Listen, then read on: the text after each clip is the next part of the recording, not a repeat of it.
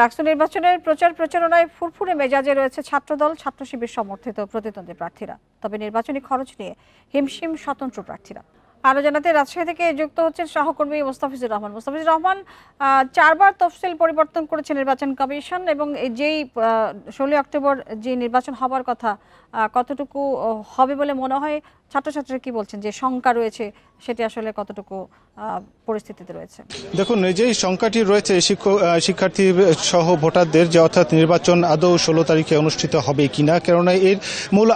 সংখ্যার মূল কারণটি হচ্ছে যে এখানে যে পোষ্য কোটা নিয়ে আন্দোলনের যে বিষয়টি ছিল সেটি মূলত মূল কারণ হয়ে দাঁড়িয়েছিল এবং এর পরিপ্রেক্ষিতে আমরা দেখেছিলাম যে এর আগে 25 তারিখে নির্বাচনটি বাধ্য হয়ে পেছানো হয়েছে, 16 অক্টোবরে নিয়ে আসা হয়েছে এবং সেই সাথে দুর্গাপুজোর একটি বিষয় ছিল। এখন পর্যন্ত আমরা যতটুকু দেখেছি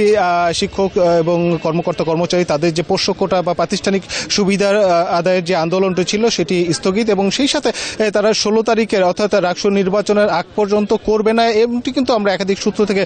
প্রায় নিশ্চিত হয়েছে এবং বলা যেতে পারে যে 16 তারিখের আগে কোনো আন্দোলন যেহেতু থাকছে না, অর্থাৎ এর পরিপ্রেক্ষিতে 16 তারিখের রাষ্ট্র নির্বাচনে আর কোনো প্রতিবন্ধকতা নেই এবং নির্বাচন কমিশন বলছেন যে তারা 16 তারিখে রাষ্ট্র নির্বাচন অনুষ্ঠানে বদ্ধপরিকর এবং প্রশাসন থেকেও সার্বিকভাবে সহযোগিতা করা হচ্ছে এবং প্রশাসনের পক্ষ থেকেও কিন্তু এমন নিশ্চয়তা দেওয়া হয়েছে, যার ফলে এখন থেকে বলা যেতে পারে যে অনেকটাই যে সংখ্যা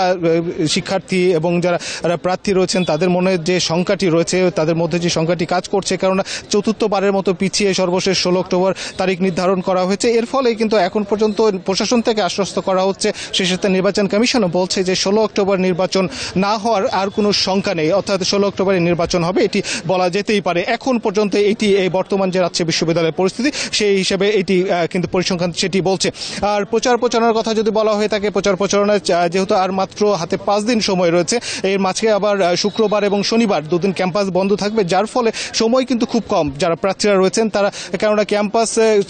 শুরু পর্যন্ত তারা 3 দিন সময় পাবেন প্রচার প্রচারণার এবং 15 তারিখে যেহেতু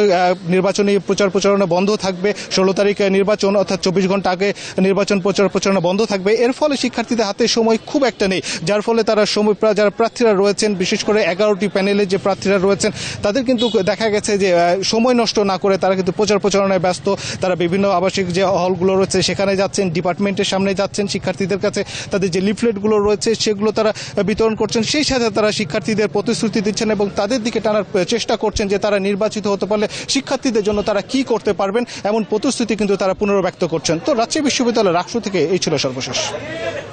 মোস্তাফিজ, আপনাকে ধন্যবাদ আমাদেরকে এই বিষয়ে তথ্য দেওয়ার জন্য।